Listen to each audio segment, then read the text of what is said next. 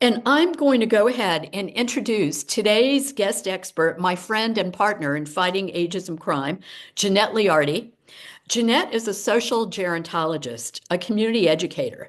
She's a writer, she's a public speaker, she's an aging wellness leader, and she has a passion for changing people's perspectives about aging and for empowering all of us as we get older to identify and share our wisdom with others. Most recently, she's written this amazing book that we're going to talk about today. It's called Aging Sideways. It was released late last year. And welcome, Jeanette. Thank you. And can I just say, I love the cover of that book and how it cleverly has those stripes, aging sideways. So, Jeanette, I would love for you to start talking about why did you write this book? And how is it different? I mean, there are a bunch of books out there about aging. How is this book different than other books that are out there about aging and ageism? And why did you do this? Well, first of all, thanks for inviting me to this coffee chat. I'm looking forward to hearing other people's ideas. I've been so preoccupied with my getting my own ideas out, but I want to hear what everybody else has to say about this. I wrote the book because while Janine, you're right, there's some really great books about aging and ageism out there, but I wanted to add a little something to the conversation, and that is not to talk about the why so much, focus on the why of ageism or the um, or the what of ageism, what it is. Although I do cover that in the book a lot. I wanted to focus on the how. How can we really change our minds about aging and ageism? So we tend to see it too narrowly. We've been looking at aging with blinders on. We're just looking straight ahead and say it's nothing but deterioration and decline. And I thought, no, we got to really just look in a different way. The idea of the book and the title for the book was inspired by a book written by an art teacher in 1987 named Betty Edwards. She wrote a book called Drawing on the Right Side of the Brain, and maybe some of you are familiar with that book. I highly recommend it. It's a really interesting book. But what she did was she gave her students an exercise called upside down drawing. What she did was she showed them a picture of an object, let's say a chair, and then she asked them to draw the chair. So they would do their best and draw the chair.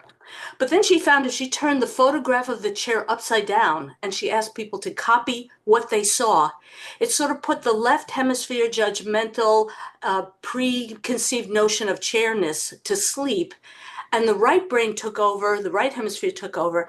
And what they were doing was seeing only the lines and the spaces between the lines. And so they drew from a totally different perspective. And then she found that when they turned their drawings right side up, that chair was far more accurate than the first chair that they drew when they were looking actually at the chair. So I said, what if we do the same thing about aging? What if we kind of turn our perspective around? Now, I'm not asking people to totally flip their brains, 180 degrees, Turning but sideways. just kind of tilt it sideways a little, which is why the title of my book is on the slant. That's deliberate. Why don't we kind of just say, I'm not sure we're really looking at this the right way. So that's the focus of my book is these quirky metaphors and analogies and stories that kind of shake you up a little bit and say, oh, wow, I didn't expect to hear about aging in this way. And that's why I wrote the book. And Jeanette, I have always loved your ability to come up with metaphor.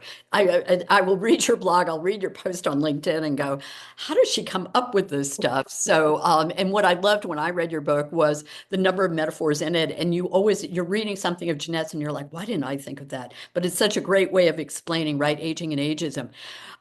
So let's talk about something that I would like to turn not only sideways but upside down in anything else, and that is stereotypes about getting older and older adults.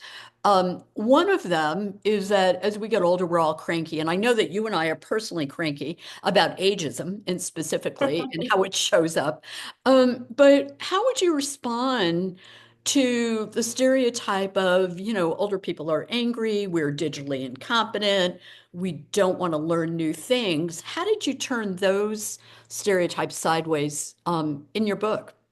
Okay, well, first, I love the idea of being considered cranky. But actually, the way I interpret crankiness is we're usually cranky the way I'm associating the idea of crankiness is that it's kind of an emotional reaction to some kind of physical condition. You haven't gotten enough sleep, or the room is too hot, or it's too cold, or something. It's the don't talk to me until I've had my morning coffee kind of reaction. And when you think about it, if that's the definition, then babies can be cranky. We all know babies can be really cranky. Teenagers can be cranky. Middle-aged people can be cranky. But so I'm hardly ever cranky in that way. But what I am are two things. I'm indignant and I'm angry. And when it comes to aging, that's where you get me on that. You I'm mean in, ageism. You're not angry about I mean, I'm sorry, Okay, ageism, I right? just But I I mean, want to well, clarify see, for everybody. I don't want people going out there and saying Jeanette no, Leardi is angry about aging. Okay. well, I'm angry about the way we see aging. Okay, Okay. yeah, you're right. Okay. Ageism. I'm angry about ageism. So I'm indignant about the hypocrisy and the willful ignorance that can be out there. And it's not just about the issues on aging. And I think you can see where I'm coming from, but lately I'm especially indignant about a lot of things. If you look at the broader picture of where our society is. And then I get angry about injustice and cruelty. So that's where I'm coming from on this.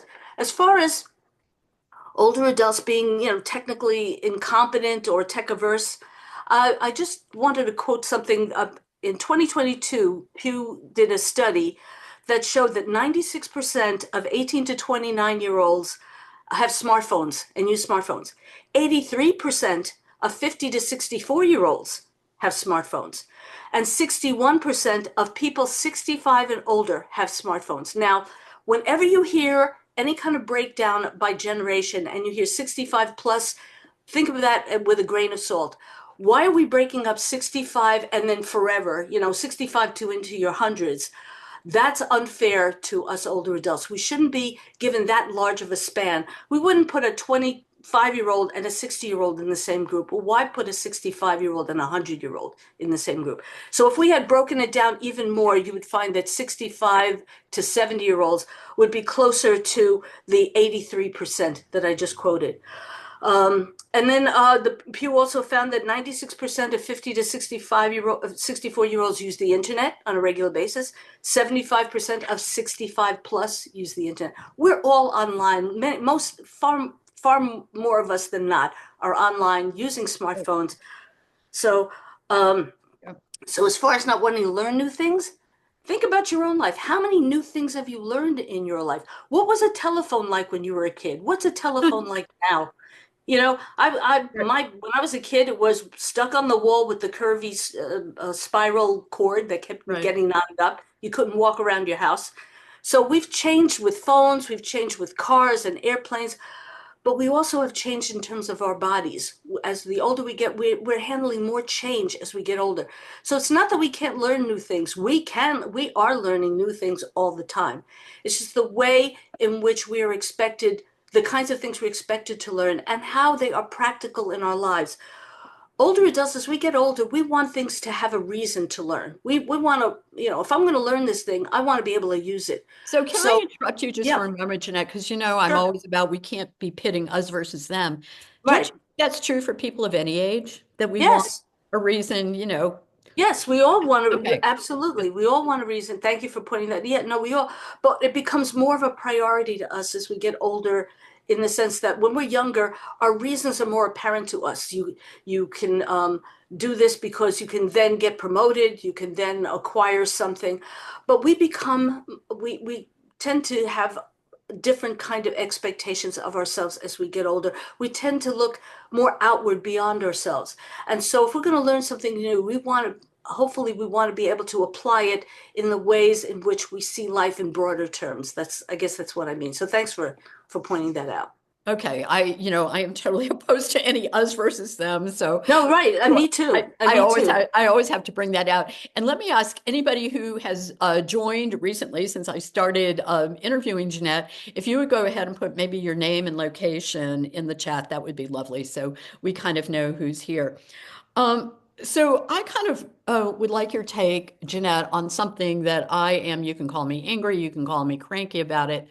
And that is this narrative that really became predominant during the recent US presidential race.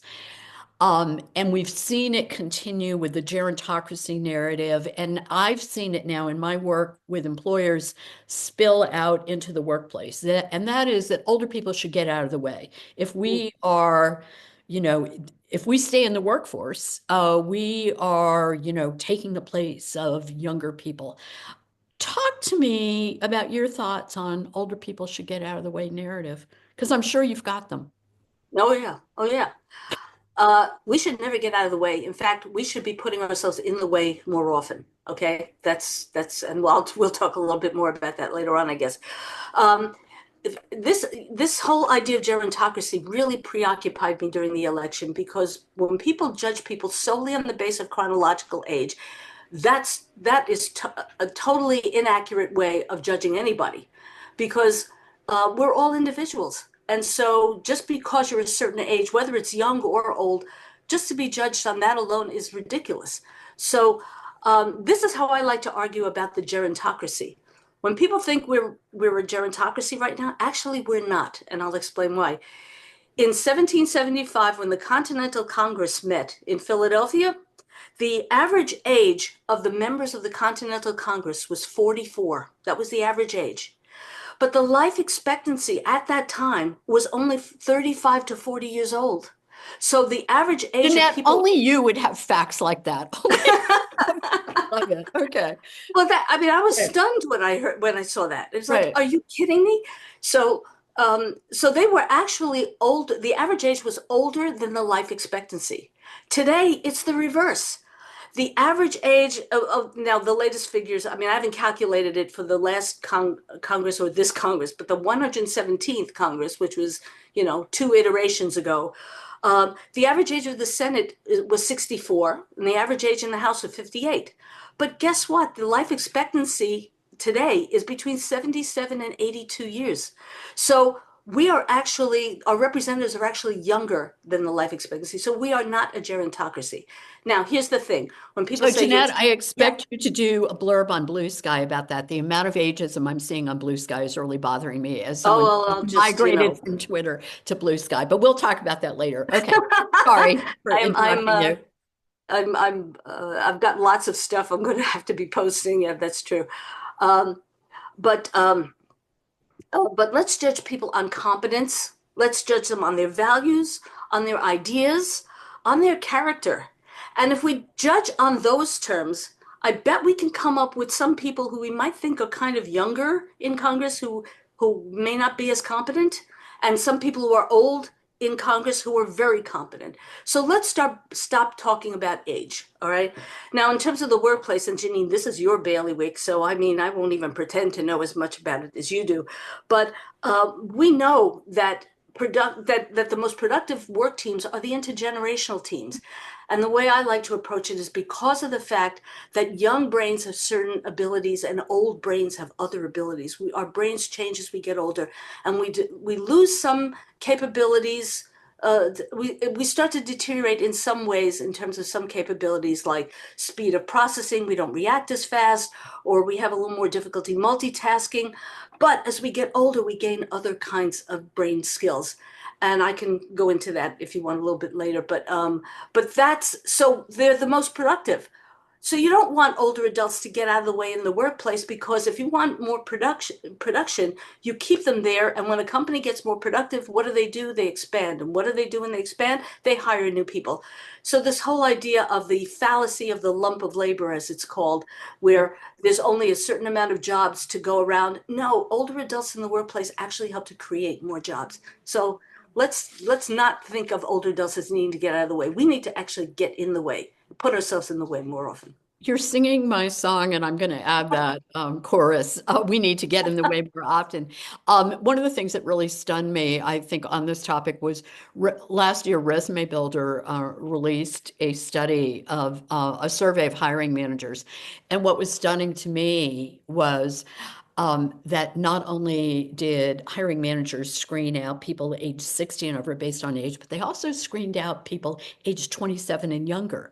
And Yeah. I'm like, and then they go, oh my God, Gen Z. And I'm like, well, if you're pushing out, kind of the older people who maybe could show younger people coming into the workforce how things work, maybe anyway, Right. just fascinating to me. But I want to start moving into a short conversation before we go into breakout rooms about this. Okay, so what can we do about this? We know that ageism is real. We know it's prevalent. There's tons of data about there, and we don't need to, I'm understanding that, and I'm looking at the names on this call, and a lot of you are either behind the numbers, have done research on those numbers and that kind of thing. So we know that ageism is pervasive in healthcare, in the workforce, in our overall society. So I want to toss out some things. Lately, there's been this sort of strategy, tactic of let's, put older models on Sports Illustrated in cosmetic ads, and people go, woohoo, we're ending ageism. What are your thoughts about that? Oh gosh. No, I don't think it's helpful. I really don't, because rather than reduce ageism, they feed ageism in my belief, Now, especially the how? gender kind. Talk to me how. Because we are now judging older people with a youthful standard. Oh, she doesn't look, Martha Stewart, wow, she looks good for her age, kind of thing. We're still using the judgment of physical beauty and being wrinkle free and gray hair free. We're still judging on those terms. When we worship surface over substance, and I think we do young people a disservice too when we worship surface over substance, because young people have substance too. So we're skewing that value toward the young. If getting wrinkles is bad, well, who are the ones who don't tend not to get wrinkles? Well, younger people. So we're pushing it down. Maturity, even with your wrinkles and your gray hair, should be valued in its own right. My favorite old time actress, Ingrid Bergman, used to say, "At 40, you get the face you deserve." And what she meant by that was in a good way. Your face shows your life. So if you have wrinkles, well, it's because you've laughed a lot and or cried a lot or thought a lot. So we need to own that part of us. So no, I don't think.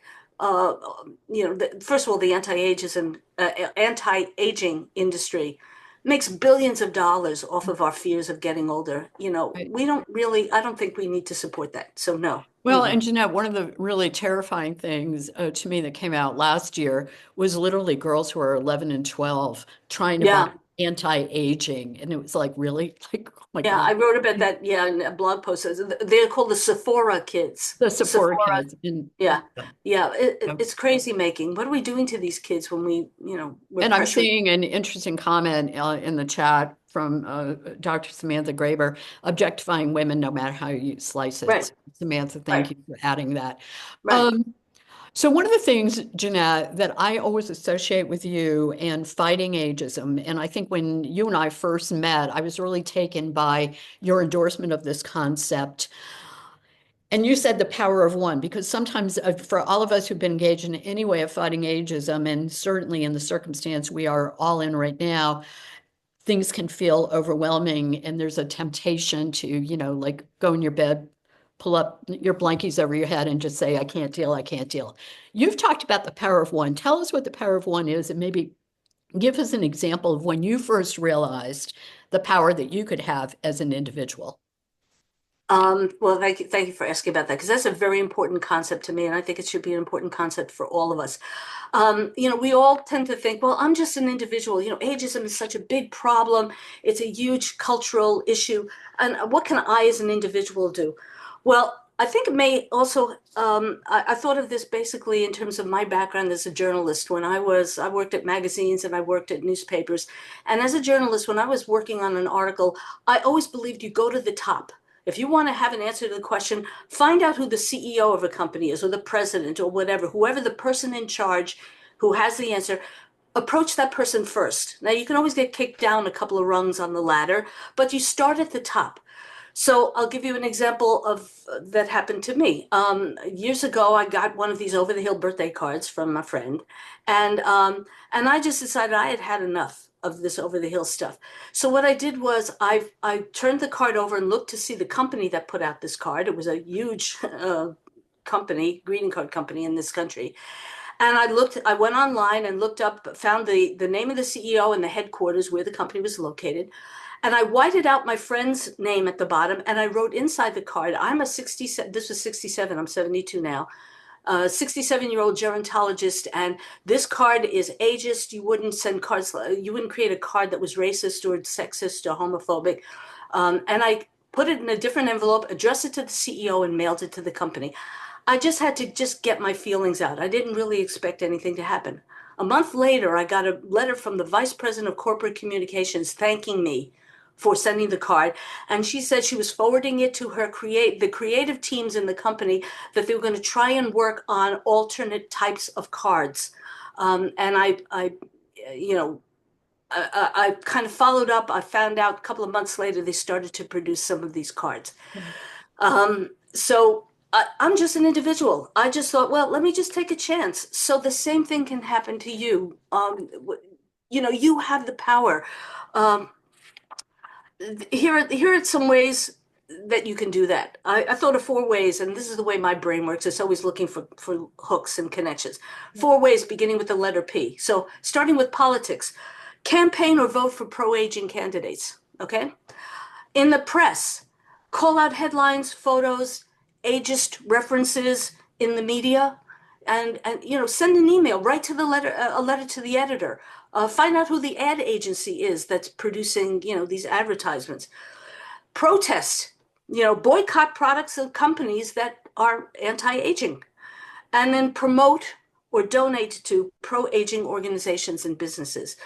Now, those are big, big things you could do, but there's no such thing as the power of the group without the power of one. There has to be a bunch of us ones contributing in order for the group to form, the pressure to form. Start with your friends and family. If you hear an ageist conversation or some kind of comment being made, you can gently kind of say, that's not really true for all older people or all kids. That's not really true, or that could be hurtful to some people. You could do it with humor. At the supermarket checkout counter, I've gotten this sometimes. Somebody much younger than me would say, "Did you find everything you needed today, young lady?" And I'll say, "Oh, I'm sorry. Do you have eye problems? I'm not a young lady. I'm an old lady, and I'm okay with being old, and you could be okay with it too." And it usually brings a smile up. In doctor's visits, if somebody tells you you're ill because of your age is not a good answer, and resist being overtreated or undertreated solely because of your age. So we all have that power of one. I Get love just that. And so I'm actually, Jeanette, here's what I'm going to do. I'm going to ask you if you would to type those four P's into the chat, because I think there were a lot of thumbs up on that. And then here's what we're going to do, everybody. So I'm going to ask you, I know you probably have questions for Jeanette, but to make you come back from the breakout rooms, I'm going to ask you to hold those questions. I'm going to put you into breakout rooms for about 10 minutes, and you've got one challenge. You've heard about this concept of the power of one. And I want you to have a discussion about what are some ways, whether it's in your own work or you see in someone else, how can you use the power of one yourself? What small steps can you take? But how could you do it? And I want to give an example. There are some people in on this call who were part of our attempt to get LinkedIn to take down a really ageist ad about a year ago. And the really ageist ad basically, had a woman in her 60s going, "The cloud, what's the cloud? I don't know. My son works in the cloud. He says he can't see it," and that kind of thing. And what struck me when I first raised the issue on LinkedIn was the number of people who wrote to me, and mostly people who had been in tech, who said, "I invented the cloud in my industry." And these are people in their 50s and 60s, right?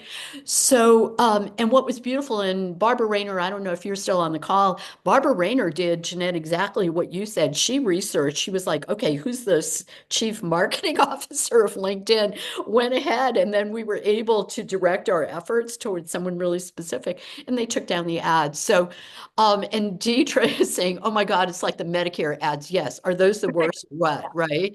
Who's that angry Martha, right? Talk about the ultimate cranky.